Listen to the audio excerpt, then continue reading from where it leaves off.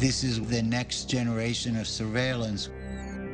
For the first time, we actually have permission from the government to show the basic capabilities.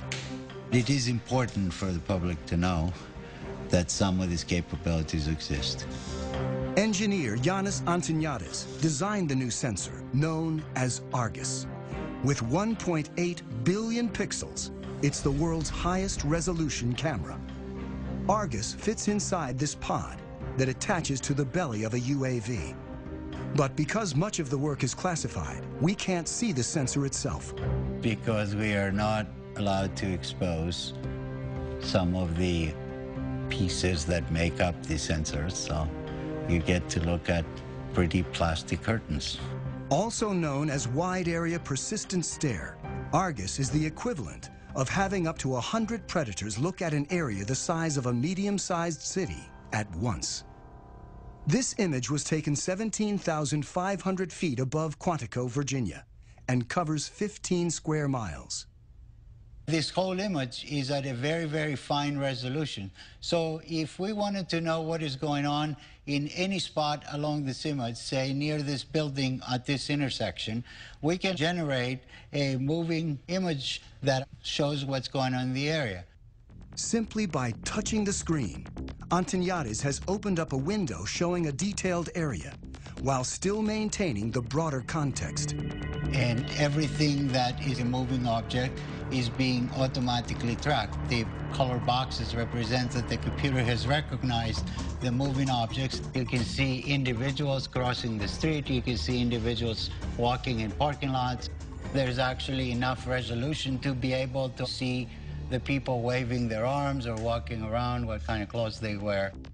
And you could pick the location of where you produce these images anywhere in the entire field of view. Antoniades can open up to 65 windows at once and can see objects as small as 6 inches on the ground.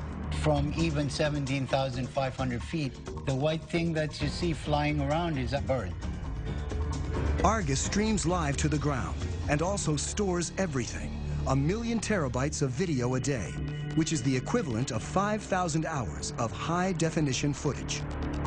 So you can go back and say, I would like to see what happened at this particular location 3 days, 2 hours, 4 minutes ago, and it would actually show you exactly what happened as if you were watching it live. To create the world's highest definition camera, Antoniades needed to design a new imaging chip. But DARPA, the project's funder, wanted to move fast and keep costs down. So he borrowed technology that most people have in their pockets. Inside this cell phone, okay, we find a tiny little camera. So if you were to take off the majority of it, you'd be left with an imaging chip. If you were to take 368 of these and make a big mosaic out of them and start shooting images, now you have Argus. Unlike the Predator camera that limits field of view, Argus melds together video from each of its 368 chips to create a 1.8 billion pixel video stream. This makes it possible to zoom in and still see tremendous detail.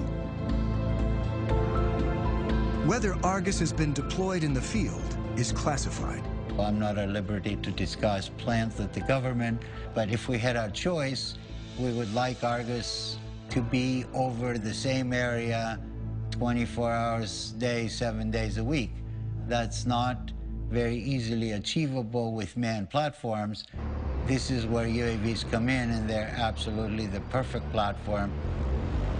Argus may be mounted on an armed UAV like the Predator, a long-range platform like the giant Global Hawk, or a development craft called the Solar Eagle that may someday stay aloft for years at a time.